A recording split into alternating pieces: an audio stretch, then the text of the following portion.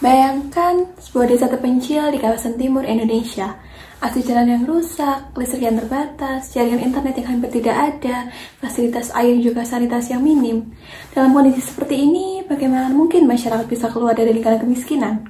Itulah menjadi inti dari penelitian saya, yaitu apakah pembangunan infrastruktur dapat mengurangi kemiskinan dan bagaimanakah caranya. Penelitian ini menganalisis mengenai pengaruh pembangunan infrastruktur terhadap pengurangan kemiskinan pada 17 provinsi di kawasan timur Indonesia dari tahun 2011 hingga tahun 2024. Untuk memahami bagaimana infrastruktur berperan dalam mengurangi kemiskinan, di sini saya menggunakan dua pendekatan utama.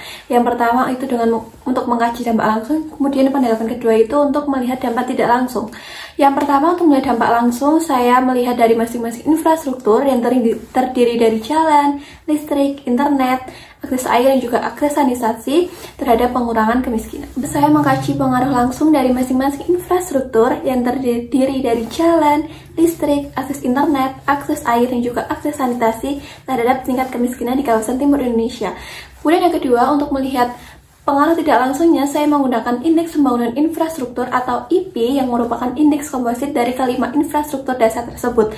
Nah, indeks ini digunakan sebagai variabel moderasi untuk melihat apakah infrastruktur ini berperan menguatkan atau memperlemah dari faktor-faktor yang mempengaruhi kemiskinan, yaitu ketimpangan pendapatan, partisipasi sekolah, dan juga tingkat partisipasi tenaga kerja. Dengan menggunakan metode Generalized Method of Measurement atau GMM, hasil analisis menunjukkan bahwa pembangunan infrastruktur secara signifikan dapat mengurangi tingkat kemiskinan di kawasan timur Indonesia. Hal ini baik secara langsung maupun secara tidak langsung melalui pengaruhnya terhadap ketimpangan pendapatan, angka partisipasi sekolah, dan juga tingkat partisipasi tenaga kerja.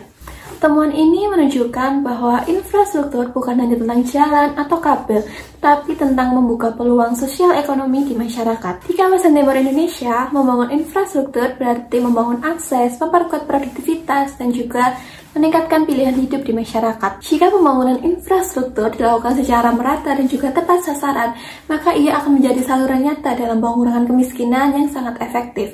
Hal ini karena saat konektivitas dan juga akses dasar tersedia, maka ketertinggalan akan mulai terkikis. Terima kasih.